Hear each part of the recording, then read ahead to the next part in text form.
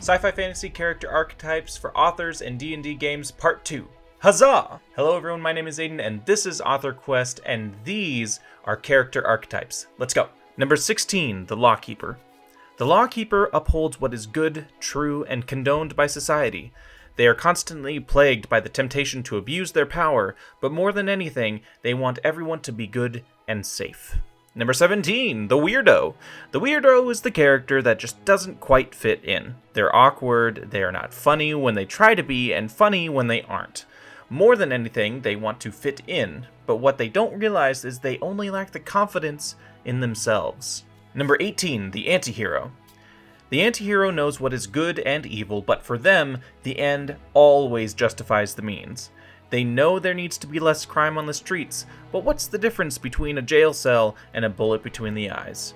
In the end, they can never admit to themselves they do good in the wrong way, because that would mean they've become the evil they are trying to stop. Number 19, the Prisoner. The Prisoner longs to escape more than anything else. They desire freedom regardless of whether they were innocent. They constantly struggle with the idea of being either innocent or guilty.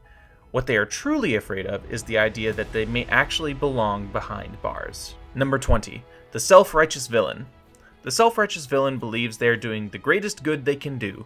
With no small amount of reason and logic, they have an inverted sense of justice that also motivates them to commit atrocities. Number 21, the Bounty Hunter. The Bounty Hunter is an instrument of tension and acts as a bridge antagonist. They hunt characters as a proxy for the true villains. Their main motivation is compensation. They are resourceful, determined, and never stop until they claim their prize. Number 22, the Smuggler. The Smuggler is in it for the quick buck. They know how to get things, but more importantly, how to charge for them. They are resourceful, quick thinkers, but would rather sacrifice their haul than their life. Because they are looking after just one person, themselves. Number 23, the Artist.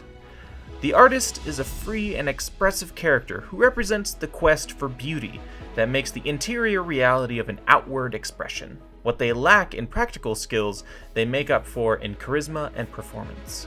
Number 24, the Patron. The Patron is a character of means and money, but they lack time and skill. They need other characters to do their bidding, and they will be well paid for it.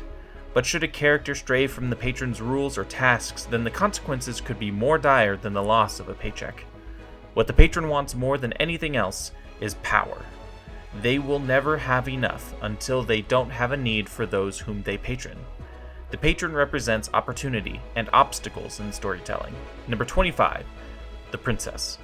The Princess represents the ideal of society. She is young, well-connected, and influential. But as much as she is pampered and taken care of, she lacks any real control over her life. The princess is the embodiment of her kingdom, and when she finds her prince, he won't just marry her and support her, but her kingdom as well. What the princess wants more than anything else is to be the queen, but on her own terms. Before I get on to 26 and onward, I'd like to encourage you to check out my ebook, Codex Archetypum. Codex Archetypum is a compendium of sci-fi fantasy archetypes to bring your stories to life. Check the link in the description to get your copy today. Number 26, the Sidekick. The Sidekick is the ultimate friend and protege, but more importantly, they are the first follower. They happily put themselves second to the main character because it is where they thrive and because of their utmost respect and love for the main character. Number 27, the Sage. The Sage is the mentor character that guides the characters to the right place. They provide information and lead only as far as they have to before letting events take their course. They represent safety and wisdom. Number 28, the Mechanic/Blacksmith. The Mechanic is a character that fixes what needs to be fixed and builds what needs to be built. They represent solutions in the face of problems. Number 29, the Innocent. The Innocent character archetype represents hope and purity. They usually don't know the stakes at hand and serve as a reminder to the other characters of the past they came from and the future they strive for. It's uncommon for the innocent to influence events, but not impossible. Number 30, the Muscle. The Muscle is a brute of a person who has more power than they know what to do with.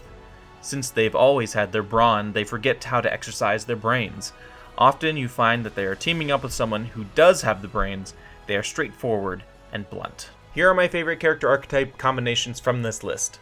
Number 1, the Bounty Hunter Sage. Number 2, the Innocent Muscle. And number 3, the Princess Bartender, which is a combo with an archetype from Character Archetypes Part 1. Huzzah!